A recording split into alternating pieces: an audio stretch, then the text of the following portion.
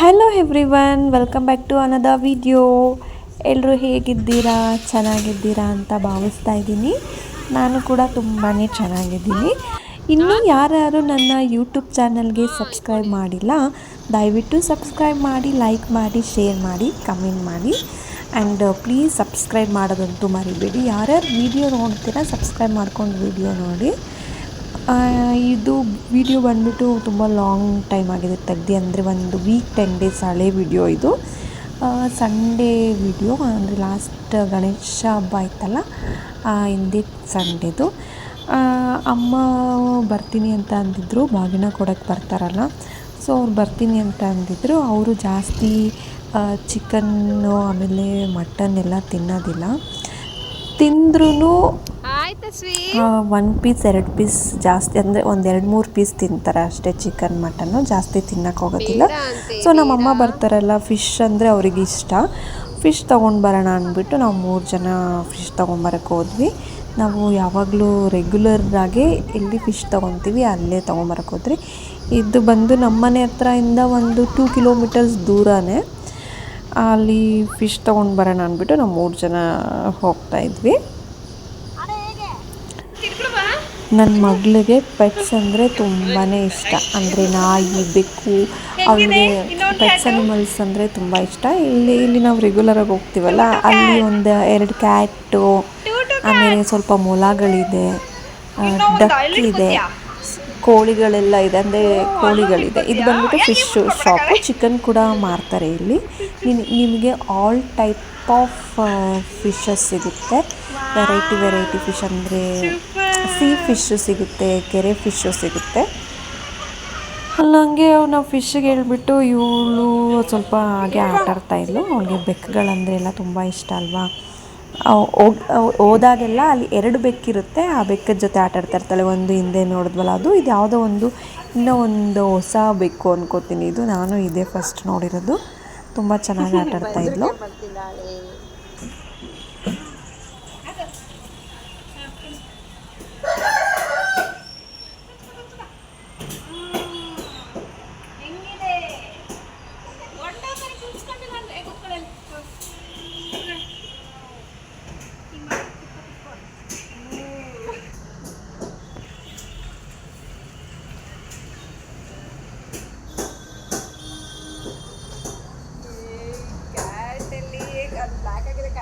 ಕಾಣಲ್ಲ, ಅವಳು ವೈಟ್ ಇದ್ದಾಳೆ. ತಸ್ವಿ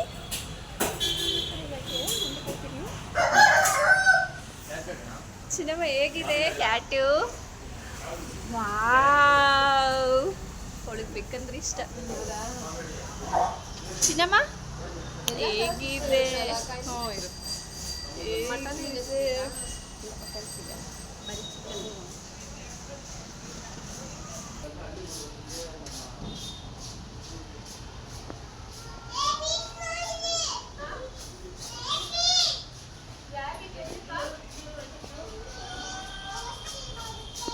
ಏನಿದೆ ಬಂಗಾರಿಯಲ್ಲಿ? ಚಿನ್ನಮ್ಮ ಕುತ್ಕೋತಾ ಇಲ್ವಾ? ಕುಕ್ಕೋ ಕುಕ್ಕೋ ಕುಕ್ಕೋ ಕುಕ್ಕೋ, ನೀನು ಸುಮ್ಮನೆ ಕುಕ್ಕೋ ಅನ್ನು, ಸುಮ್ಮನೆ ಕುಕ್ಕೋ ಅನ್ನು.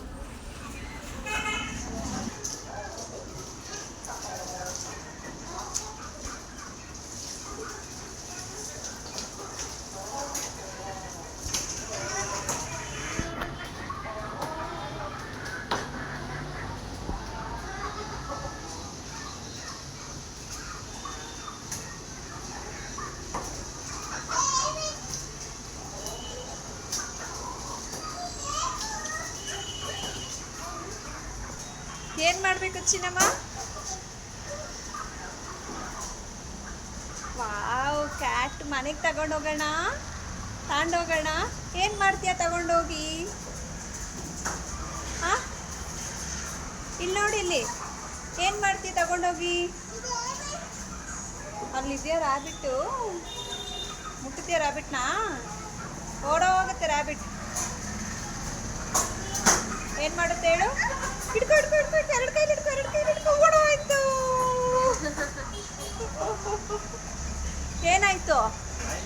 ಏನಾಯ್ತು ಬಂಗಾರಿ? ಓಡೋಯ್ತಾ?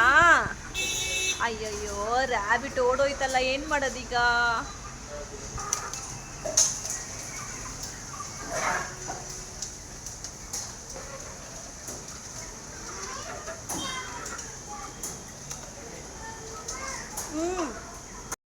ಮನೇಲಿ ಸ್ವಲ್ಪ ಆನಿಯನ್ ಖಾಲಿ ಆಗಿತ್ತು, ಸೊ ಅದಕ್ಕೆ ಆನಿಯನ್ ತೊಗೊಂಡು ಬರೋಣ ಅಂತ ಹೋಗ್ತಾ ಇದ್ದೆ.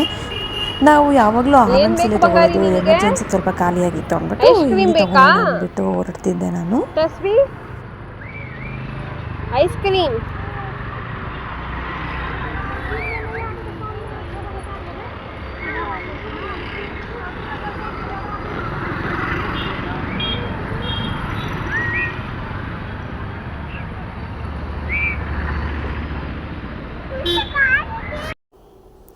ಫಿಶ್ ತಗೊಂಡಿದ್ದಾಯಿತು, ಆ್ಯಂಡ್ ಮನೆಗೆ ಒಂದು ಸ್ವಲ್ಪ ಐಟಮ್ಸ್ ಬೇಕಾಗಿತ್ತು, ಅದನ್ನು ತಗೊಂಡಿದ್ದಾಯಿತು. ಹಾಗೆ ಆನ್ ದ ವೇ ಹೋಗ್ತಾ ಇದ್ವಿ, ಹಂಗೆ ಸ್ವಲ್ಪ ಸೈಡಲ್ಲಿ ಏನೋ ಸೇಲ್ ಹಾಕಿದ್ರು ಅಂದ್ಬಿಟ್ಟು ನೋಡೋಣ ಅಂದ್ಬಿಟ್ಟು ಜಸ್ಟ್ ಒಳಗಡೆ ಹೋದೋ.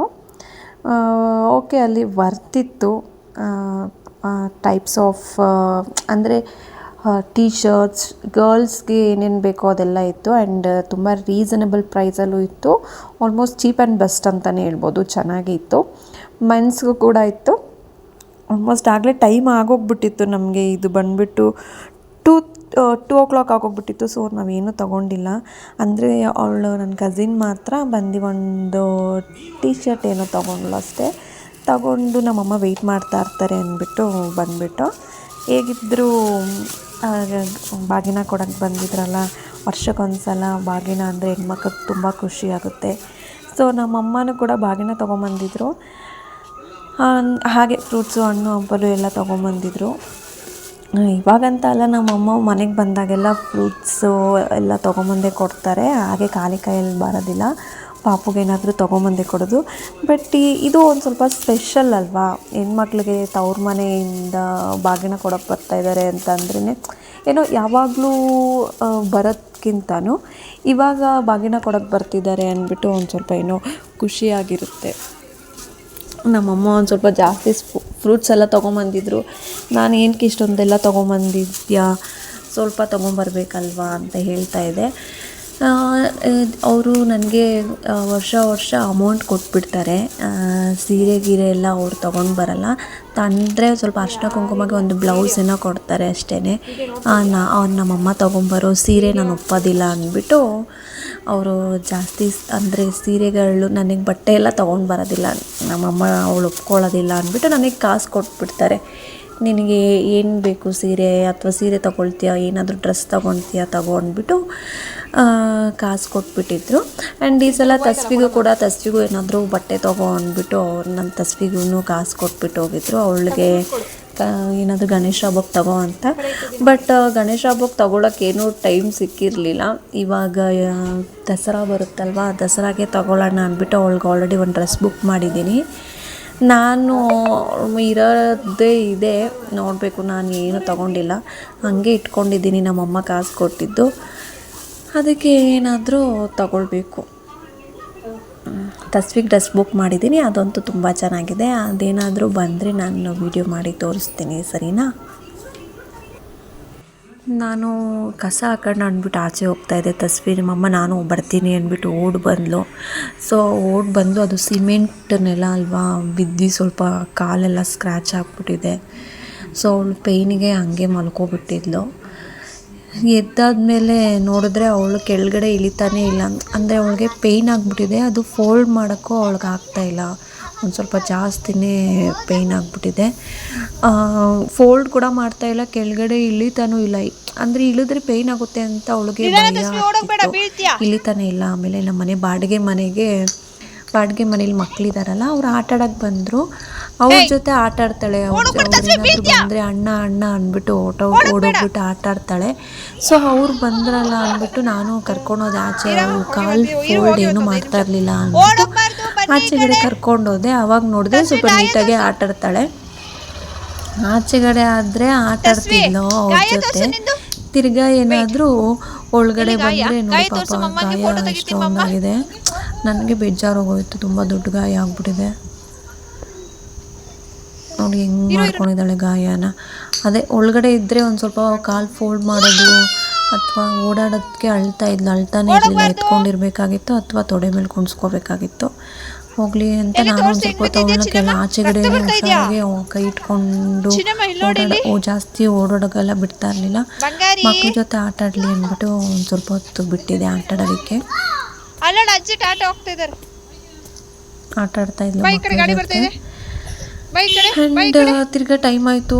6 o'clock ಹತ್ತತ್ರ ಅಂದರೆ 5 o'clock ಆಯ್ತಾ ಬಂತು. ಒಳಗಡೆ ಹೋಗೋಣ ಬಾ ಅಂದ್ಬಿಟ್ಟು ಒಳಗಡೆ ಕರ್ಕೊಂಡು ಹೋಗಿದ್ದೀನಿ. ಆ್ಯಂಡ್ ನಿಮ್ಗೇನಾದರೂ ಈ ವಿಡಿಯೋ ಇಷ್ಟ ಆಗಿದ್ದರೆ, ಸಿಂಪಲ್ ವಿಡಿಯೋ ಇಷ್ಟ ಆಗಿದ್ದರೆ ದಯವಿಟ್ಟು ಲೈಕ್ ಮಾಡಿ, ಶೇರ್ ಮಾಡಿ, ಕಮೆಂಟ್ ಮಾಡಿ, ಪ್ಲೀಸ್ ಸಬ್ಸ್ಕ್ರೈಬ್ ಮಾಡಿ. Thank you.